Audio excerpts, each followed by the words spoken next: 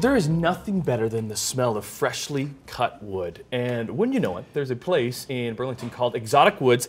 It's a family-run business, it's been around for about 40 years, and I wish we had smell-o-vision. Smell-o-vision. Yeah, when we were scratch and sniff. Totally, when we were in there on Friday, because it smelled like a log cabin. Yeah. It's a great spot. Here you go. The fascinating thing about wood is it can take on so many different shapes and forms, like this big boulder here. We're at Exotic Woods along with owner Mel. Mel, what is this here? This is a big leaf maple burl from Oregon. How much does that weigh? This thing is 680 pounds. That's what you use to work out every morning? Yeah. Mel Hordijk and his brother John. Been involved in the business, took it over from your father? Father and my mother, yeah. They started back in '79. And how has it swelled? How's the business of wood changed over that time? And generally, it's not changed a lot, but the demands have always changed. They shift. It's styles, right? Wood has styles just like clothing does. Things are popular now. Popular things are reclaimed, and your live edge. Right, the barboard is taken over? Yeah. Like, did you ever think that would take place? Not exactly, not with the name exotic, but I guess it's a local exotic. Right. But you're getting wood from all over the world. So you're getting North America, Asia, Africa. And one of the key things that you do is flooring.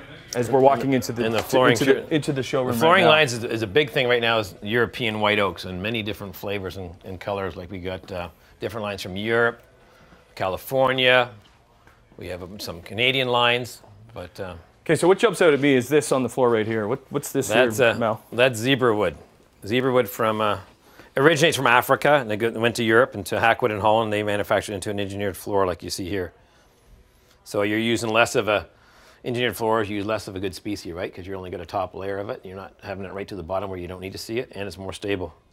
So are you competing with the big box stores around? Not really. We have different lines that they don't have. They don't carry at all. Different, higher grades. Okay, so flooring is a big thing that you do. I know Luke's shooting this tabletop right now. What kind of wood is that? That's African Babinga, so that would grow in the same region as the zebra wood would. What's the name? Babinga. Is that the best name of wood out there? It's an awesome wood name, I think. But again, the live edge is something that you've seen in the past decade. That's been very popular the last decade. Okay, let's talk 12 years. Let's talk more when we come back at next half hour. Let's talk more live edge, and let's work with some barn boards. Yeah. And let's put me to work too. Exactly. Sound good? Yeah. Okay, more from Exotic Woods in Burlington on Harvester Road when we come back. When we moved into our new place a few years ago, there was kind of one wall that needed something, like an accent wall. So we kind of sourced a few things. We decided to, we looked at paint and we looked at a brick wall, but we decided to go with barn board. And loved our decision ever since. And realized when we visited Exotic Woods in Burlington that we weren't the only people that went with barn board. It's quite popular right now.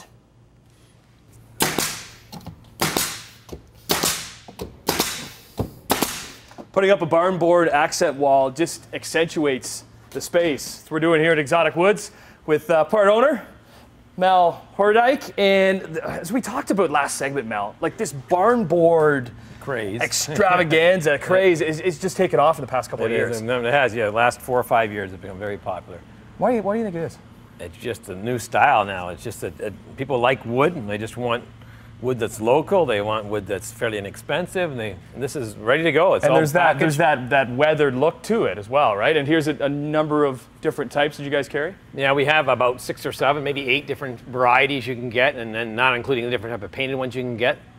But these boards would come already prepped for you. The backs are planed, the edges are planed, and they're cut to length, and you can just put them up like tiles on the wall with you can add glue, air nail it on like you were doing there. You probably need a little bit of glue just to hold it in place a little bit better. Yeah, you can. We quite often don't use glue, but you can if you don't have a good background. What's the most popular one probably? Most popular one is a gray weatherboard, and then your brown is probably a close second, and then your brushed weatherboard is probably the third.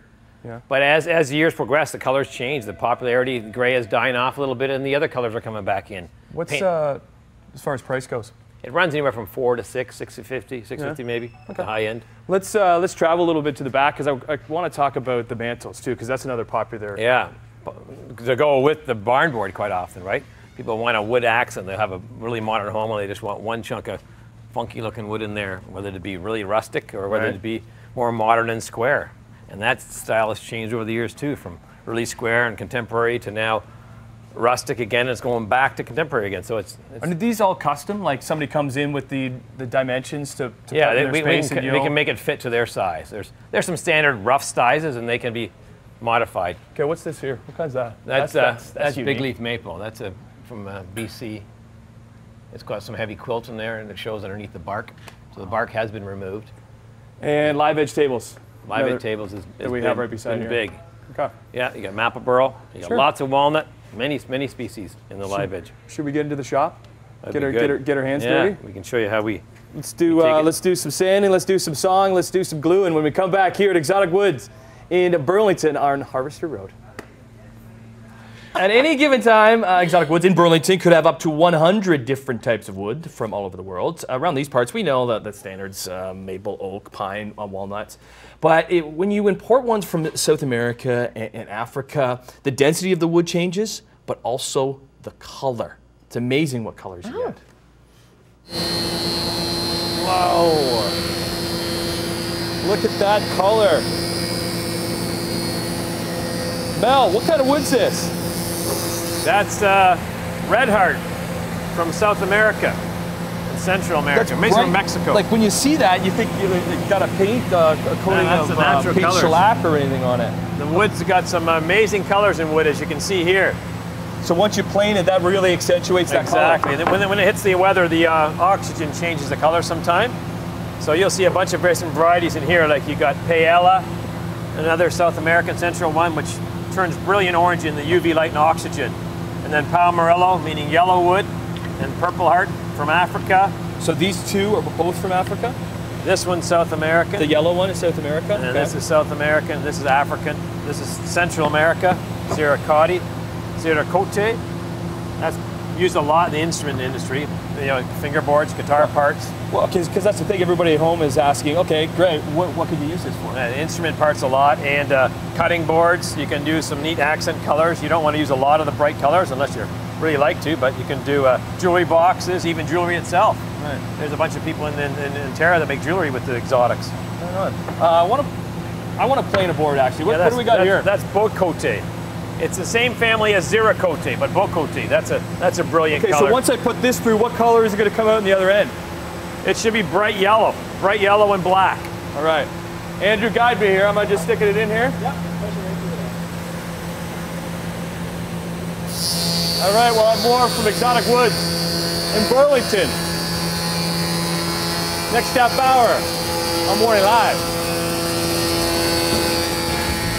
We have one last visit to Exotic Woods in Burlington. And listen, if you're just tuning in, Exotic Woods carries every single type of wood you could ever imagine, from barn board to walnut. And the colors are so awesome. Yeah, so vibrant, specifically from the wood from like Asia and South America. But live edge tabletops, one of the most popular part of their business. And once you buy the top, they will either finish it for you or educate you on how to DIY it yourself. We are finishing up tabletops here at Exotic Woods with part owner, Mel. And Mel, this is not your business. You guys don't finish tabletops, but you will prep the wood and get everybody ready so they can do this themselves. DIY. But we will do it for those who don't have the time or want us to finish it. But we try to promote people to do it themselves. Sure. So take me through this. So we're going to do epoxy fill these holes, these knot holes. Because this this is like a little side table or something? Could be a side table or even a wall hanging or even a charcuterie board, you know. Sure. Because you have two pieces that you put together? Yeah, just offcuts that you put together just for we want to fun. We want to fill the holes. So we got to put a damming material on the bottom, like a blocker, to keep the epoxy from leaking through the other side. So you've got to peel that off, and then you just stick that on the back. So just rub it down, and then we turn it over, and then you pour the casting or the thick pour epoxy in there. And then you stop at the top there, and a little while later we check it again to make sure that it might be topped up a bit. Okay. And there we go. A couple of days later, it's nice and hard, and you can polish it just like you would a piece of wood. Right on. What do you got here? And then we got a Madrone burl or a Butis burl here from BC, and we're going to put some Rubio monocoat on it, which is a great finish for. So this is another finish that will really VOC-free finish that works really nicely, and it's a one-coat. It's a one-coat system, and its coverage is amazing. So you need a few drops like you're doing there. That should almost do the whole top, and you rub it out with a cloth, and you can see the colors come jumping out, and it's alcohol and water resistant as well. The finish, so you probably need a little bit more. Still looks a little bit more on there. You probably got some absorption. There we go. That's better. Maybe not that much. Yeah. All right. And then that's your That's your finished So top this would now. just need one coat? Yeah, no? one coat. Then we buff it off a little later, Right. and you get yourself a finished piece of Madrone burl. Where's brother John? John, get in here. Come here, John. We got to... Mel's been hogging the camera the whole time, so get in here. Get on my other side here, John. I let him hog the camera. Well, you're the older brother. Yeah, exactly.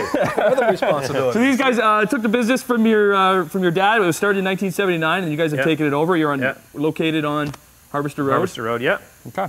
And over 150 different types of wood. And At times, yeah. Cool. Well, thanks for having me.